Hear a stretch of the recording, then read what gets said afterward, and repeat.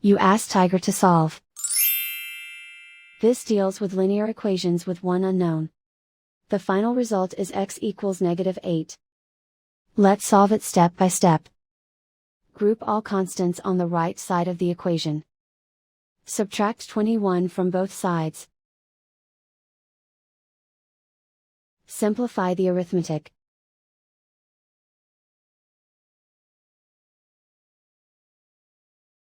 Isolate the x.